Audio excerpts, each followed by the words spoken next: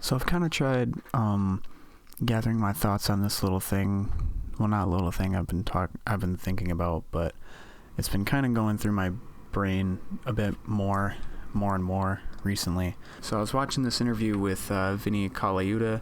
He was the session drummer for Frank Zappa, Sting, and like Joni Mitchell, and he started talking about his the inspiration that he had, that constant inspiration that he had when he was starting music.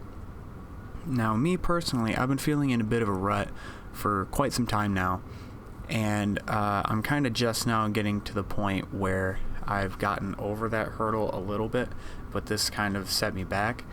And the way that it kind of set me back was that it got me thinking about how oversaturated the music industry is nowadays in 2020.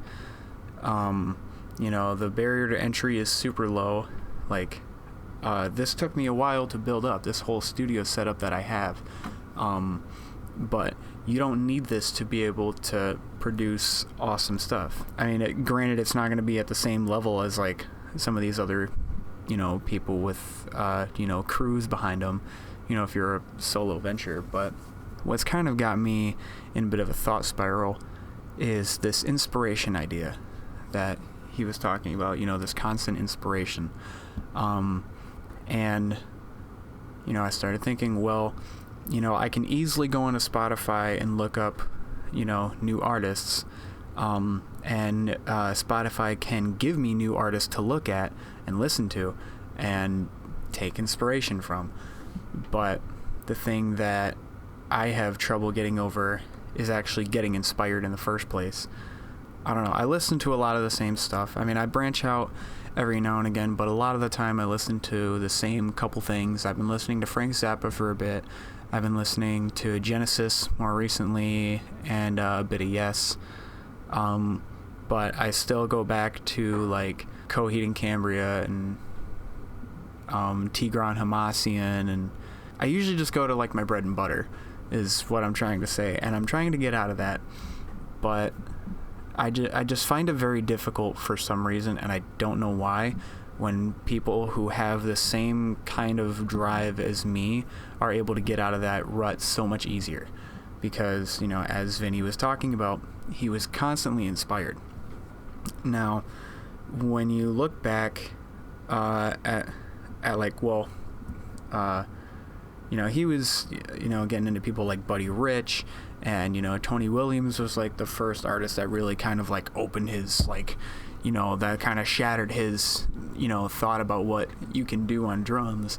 The thing is that there was so much less music coming out at that point, where now it's just a constant barrage. So you would think that, if this guy had less to work with than what I do now, and the, hip hops and skips and jumps and, twists and turns that, music has taken over the past several decades from, when he was, the drummer.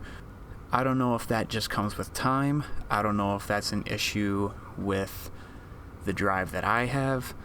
And, I don't know. I'm just kind of at a mental crossroads with this, and I'm very, I don't know, I wouldn't say confused, but I'm in a weird headspace with it, and I'm kind of trying to figure out how I feel about it. Well, I know one thing I feel about it is that I feel stuck. I've felt stuck for quite some time now. As I mentioned in a video that, either has yet to come out or has come out, I went through this phase where, at the end of my senior year, a lot of stuff kind of took a downward spiral for me. And it zapped me of my initiative and my drive and my willingness to actually get things done. I have no problem actually playing music.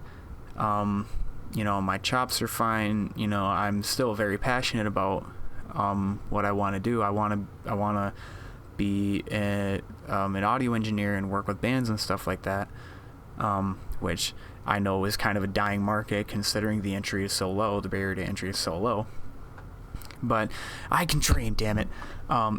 Anyways, so yeah, I'm at a bit of an interesting mental crossroads with this, and I'm not entirely sure how I feel about it.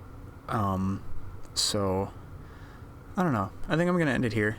But yeah, just let me know what you guys are thinking about regarding this. So yeah, catch you guys later.